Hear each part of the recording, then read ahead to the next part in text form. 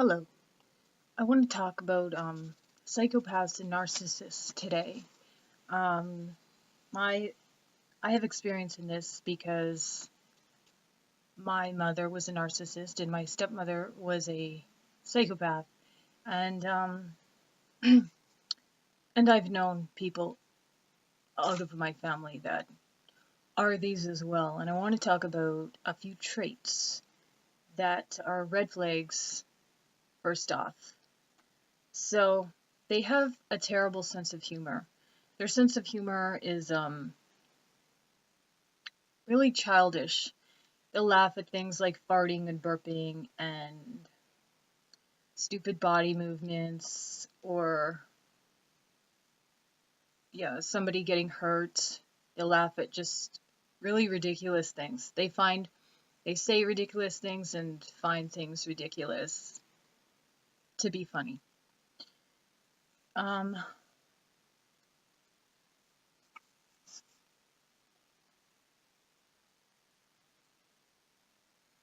their dancing is kind of like they're not always a bad dancer, but they can be. They can be ridiculous dancers or have no rhythm, or they can be just when they dance, if they have rhythm, their dancing is extremely intentional. They don't go with the flow. They mostly dance at every beat, at every movement in an intentional manner. So they're obsessed with sex. They have a sexual humor. They're vulgar about sex. They have little respect for sex often. They're promiscuous. And they are, they think sex is funny sometimes as well.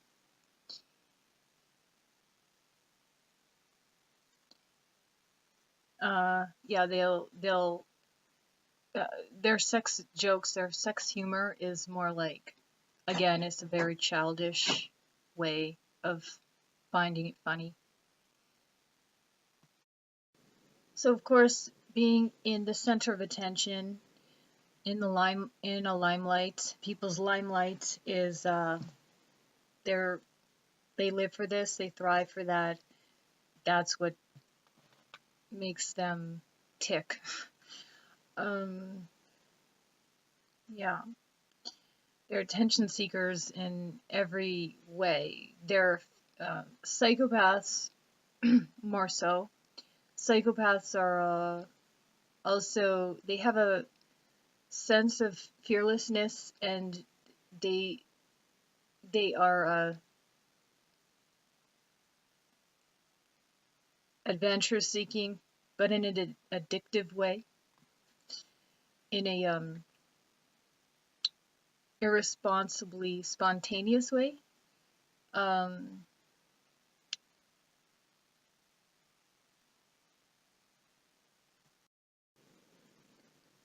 so yes, they love to be the center of things and people's attention, and very superficially to who pretty much do anything to, stay in the center of things in the limelight. If, if their image of perfection goes off, they will make ridiculous jokes or a joke. They will sway the attention away from the fact that they're not stellar or perfect or whatever you want to say, pristine. They want this image constantly about themselves. It's a lot of work, and that's why you also find that they will give you a lot of attention and then shut it off.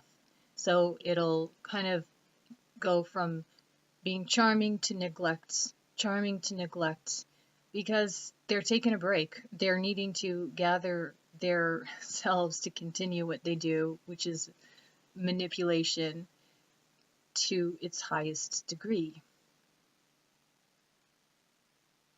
And if it's not a joke that they make when they get off key, they'll just put people down around them. They'll put the focus on other people and humiliate anyone around them that they can. So often what I found with them too is that they have a very annoying laugh. They have a very intentional laugh, and their laugh is always kind of on the same note, the same key. Their laugh doesn't change.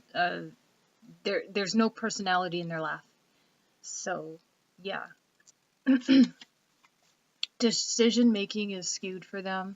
They have a hard time making decisions about little things regarding their home, just little things. And I think it's because they're in a constant state of manipulation. So they do this to them. This is the karmic effect of being in manipulation, is having a scattered brain pattern. Unless they're in complete control, they get very scattered very easily in their minds and within their brains. So their inability to express emotion.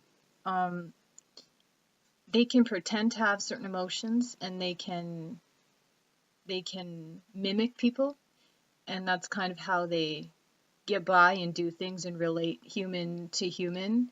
They never actually have a core, a very down-to-earth, salt-of-the-earth relationship.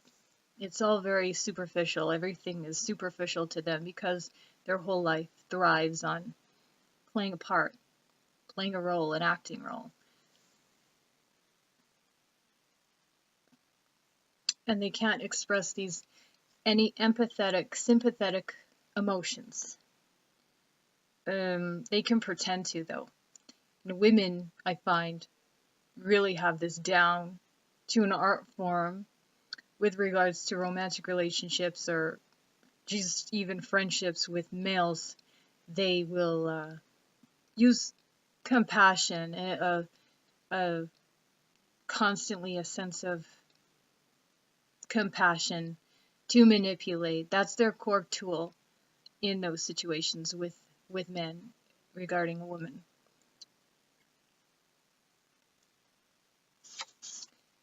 And it is very effective for them, and that's why they of course use it, because of that. Particularly with women and men, there's obviously the vulnerability they use with the man sexually too. They even use actually sexuality, which they're totally disconnected from in reality, but they'll use their sexuality to actually manipulate women as well, women and men. So there is, in their personality, there is no good quality. There's no goodness about them, and it's all an act. It's this is it's a charm, and it's a lacking, emotion. So especially psychopaths, they have no emotion. A narcissist will be capable of an emotion. Narcissism is actually a mental illness that can be worked through and overcome. But psychopathy, a psychopath, studies show that this is not something that is curable. It's deeply embedded in the brain, and they've done studies on it to find that emotion in their brain is missing. It's not even there. So I think it must be something that happens as a fetus. And they may have a charm, but they do not care about you. And it's just a complete and total act, and it's always for their benefit. no, they don't have the ability to care or concern themselves about for anyone but themselves. So when they are manipulating, and they have a prey that they manipulate and victimize constantly, with their psychopathic ways, um, their portrayal of themselves to their victim is angelic and good and goodly and unrealistically high up here on a pedestal. If others see this around, they will actually rub this in their faces that they get away with doing this with this person. And there is nothing you can do as a person watching this kind of thing, because they've manipulated that person to such a high, enormous degree that they have to see it for themselves. There's no way that you can tell someone, and they know this, and that's why they rub it in their face, and they make it something to laugh about inside themselves. And yeah, they'll deny it to the grave, but it's like an unspoken dance that happens. They will be manipulating a victim and prey, and this person will go down and down and down in their life. This person will lose their friends, their family, and they will lose potential friends and family, or I mean, just potential friends, potential relationships, potential romance, due to this person being in their life, because they don't even have to be romantically involved. If they're just even a friend, they will sabotage this person's life in every way that they possibly can. They will sabotage it, doing whatever they need to do, because they've had this person under their thumb. Once a person gets under their thumb, they want it to stay that way. And once this person is under their thumb, yes, they will go to lengths, huge lengths, to keep themselves on top priority with this person. Their trust will they will strive to have trust towards them top priority in that person's mind. So they will do anything that is necessary for them to do in order to keep that position with that person. Yeah. Yeah, and as they do this to this person, anyone that comes around, old or new, this person will rub and show off and rub it in their face that they can get away with what they get away with doing, keeping that sick position with that person in the face of who is potentially able to get between them in that situation.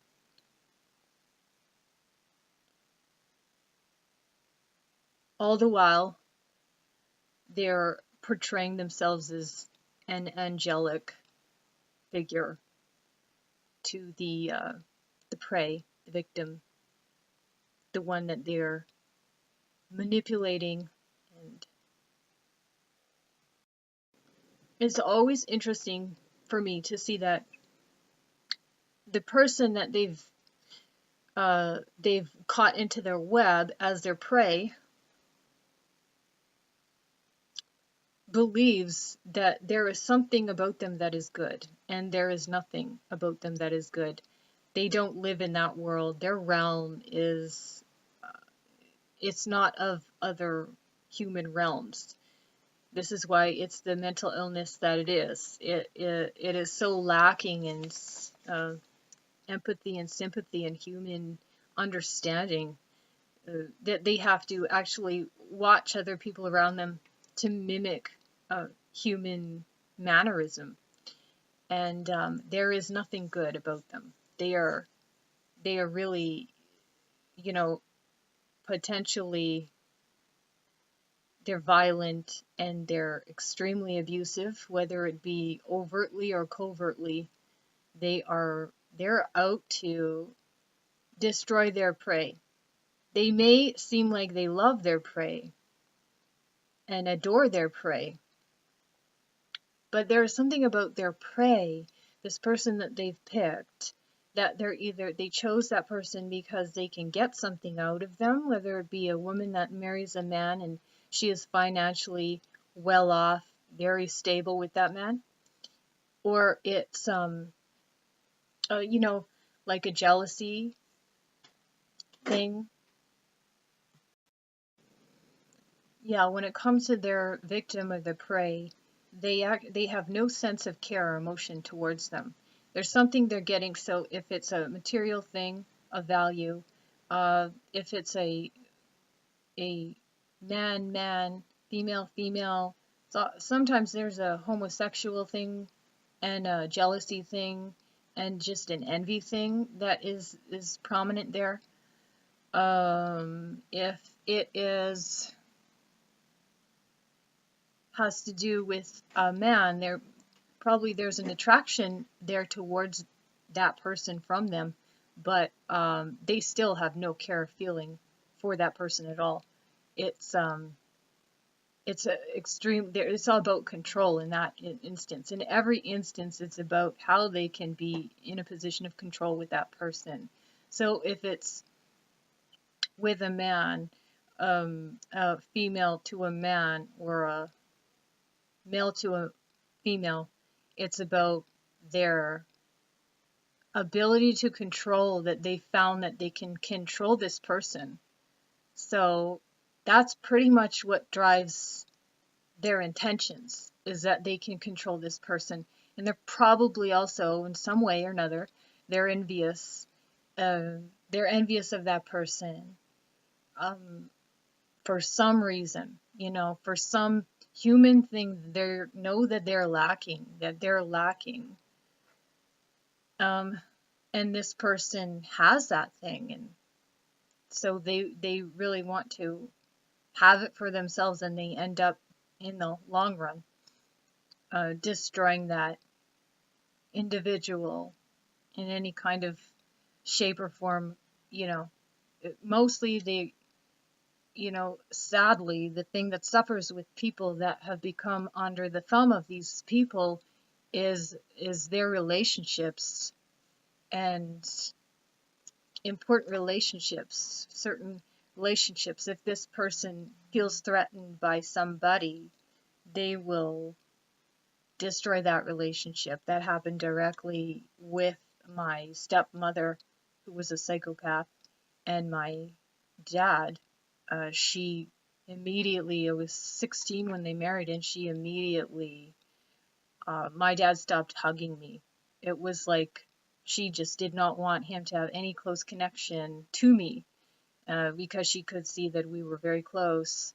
My mother was a narcissist, so she wasn't as evil. But yeah, she had her problems, and severe ones too, in her narcissistic way. The thing about a narcissist is that they actually do have emotion, and they're capable of it, and they can overcome this illness. But a psychopath, yes, it is proven that because of the brain chemistry, dysfunctional brain chemistry, there is no cure at the moment. So, yes. I will tell a story just real quick about my mother, who was a narcissist, and she really, I was definitely her main prey in the family, but at the same time, she made me her ally and her confidant. So she did things behind my back I had no idea, and I didn't even know until I hadn't seen her in years some of the stuff that she did towards me and my son. But yes, there are there are onion layers with a narcissist that you get to the core, and there's finally an emotion there. But other than that, they keep layers and layers, just as a psychopath does, of charm and a particular persona that they want to keep and uphold constantly. So I had been on the phone with her once and confronted her for the first time about something, and as soon as I did that, her voice flattened, and this was a tone of voice that she had said a sentence, and this was a tone of voice that I had never heard from her before. It was like the first and only time that I had ever authentically heard her speak. It was really weird. So I was able to shock her with this question. Her veil had completely disappeared, and that one sentence was like her authentic voice, and it was completely pathetic and emotionless and flat, and just, it was an extremely pathetic energy that she had. And just in that one instance, and then as soon as I spoke again, her voice went up high again, and she was up in that overly optimistic state of being. So psychopaths, narcissists, easily, that's what they live off of, being happy, and looking over optimistic all the time. So yes. One more thing I want to talk about. I noticed that a lot of narcissists and psychopaths are interested in the occupation of psychology, and there's a lot of these people in this field. I'm not saying that all psychologists are this, but it is definitely like a hot spot that they will gravitate towards, because they can be in a position of being completely influential to vulnerable people, and that is exactly what they live for. That's exactly what they get off of, is being a malleable influence to vulnerable people, and being a control upon their emotions. So I think that these narcissists or psychopaths, that get into this field of work, their control aspect is within in the realm of controlling people's emotions and their thoughts, and digging into people. And maybe too, a psychopath would get into this because they want to learn more about the portrayal and the persona of human beings, because they can't penetrate that themselves. They have that missing link in their brain that that they can't touch certain emotions, and they maybe wish they could. Maybe that's why they get into psychology, because they want to study people more, because that's how they get by in life, and that's how they get what they get in life, and are able to control the relationships that they control in their life, because they can mimic humanity. They can mimic emotions that they don't have. So in psychology, you can, in that position as a psychopath, they are probably learning human function and human traits and human mannerisms that they can use for themselves, and they get to manipulate and devalue and see people in a devalued state of being when they're in such a vulnerable position emotionally, with a psychologist speaking about whatever they're speaking on, personal issues. So yeah, they get to control that as well, and manipulate and make these people malleable to glorify them. A lot of people just really glorify psychologists, and then they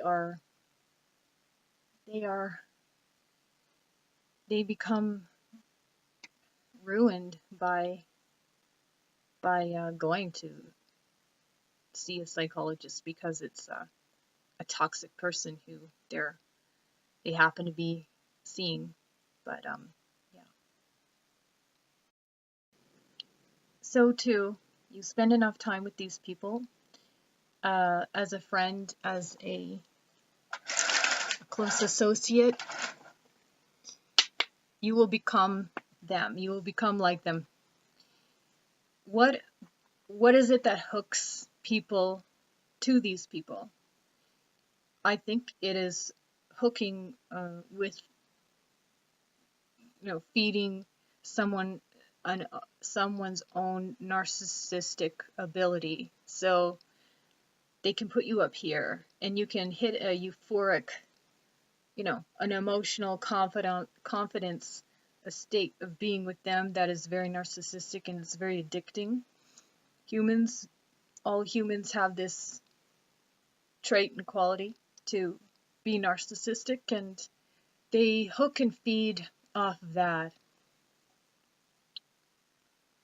with their prey. So yeah, they can be very charming in this way. Some are more charming than others. I had a friend from age 14 to 24, and she was definitely a psychopath, and our friendship was based definitely on this narcissistic relationship, this narcissistic bond that was created between us. That it was probably something that I took, and I was used to being around that energy from my own mother, and also, yeah, they use the insecurity in people and people's vulnerability, and they will feed into that. So I think the worst thing that happens out of knowing these people is losing your self-worth and your ability to see yourself as lovable. So you lose this quality. It was probably already something that was within you upon first meet with them, and this is why they could, hook, line, and sink you into their life and become a person of controlling to you. So yeah, it's based on that. It's based on your own devaluing of your own self, and yeah. So yes, it's interesting how these people can eventually get into your mind so deeply that it's hard to break from them, and it's hard to break from the relationship with them. The only reason my friend, when I was young, left when I was 24 was because I got pregnant, and she couldn't handle the jealousy of me having a baby. So she basically left me. I didn't have to leave her. I was really hurt too at the time, and I was like, why didn't she, care? But the point is, she never cared about me, and as soon as something good came along in my life that, changed my life and got me more looking at my self-worth and my confidence, and that becoming higher just from what was going on in my life, she couldn't stand it and she left. I think with, oh boy, with a manipulative woman to a man, that's probably the worst type. That's probably the worst one, because they use their sexuality and they use a charm that men can just become putty in a woman's hands over this charm that is fake charm, and there's nothing authentic and real about it. And this woman doesn't care at all about that man. She only cares about what she gets, how she feels, and how, you know, it puts her up here in her brain that she's on this high pedestal with this man. Because she can't have relationships that are authentic without that blood-sucking, attention-seeking energy. But men sometimes really like that energy in a woman. They want to, you know, it's a superficial thing though, and it is obvious, but yeah, but at the same time, some men just like that, type of,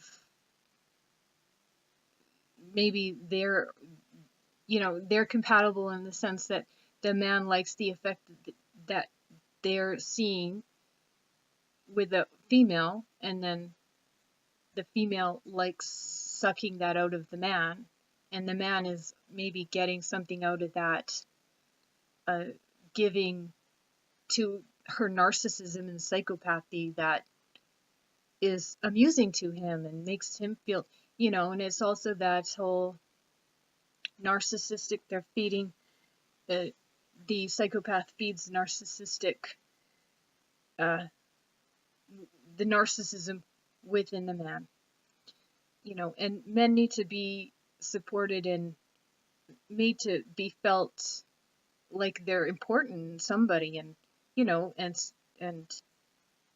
you know, men need a bit of a ego boost is healthy for a man. So I think that that relationship is easier to get locked into, sadly.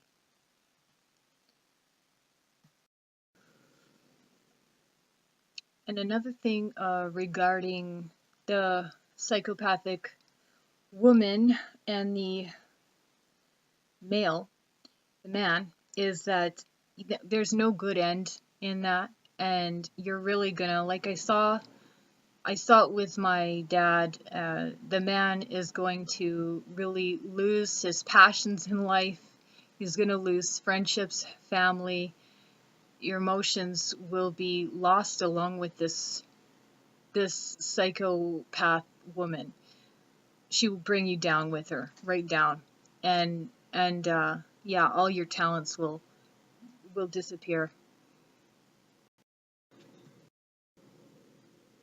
Yeah, those things will be lost whether you are in any close relationship with this person. It's gonna bring you down in a bad path, and you really have to break totally from them, because they it's a dead end. It's a total dead end for you. And yeah, the relationship has to be cut, like just cut across the board in every respect, in every area. You have to cut that totally off, and that's it. Like, done.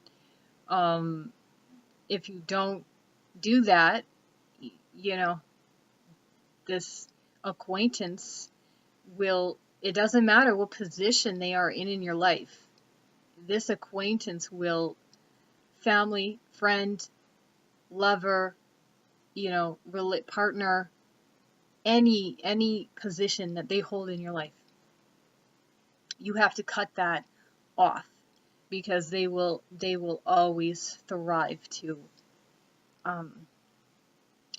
you know, something, like I said, something about their jealousy, their envy towards you will drive them to keep doing what they're doing.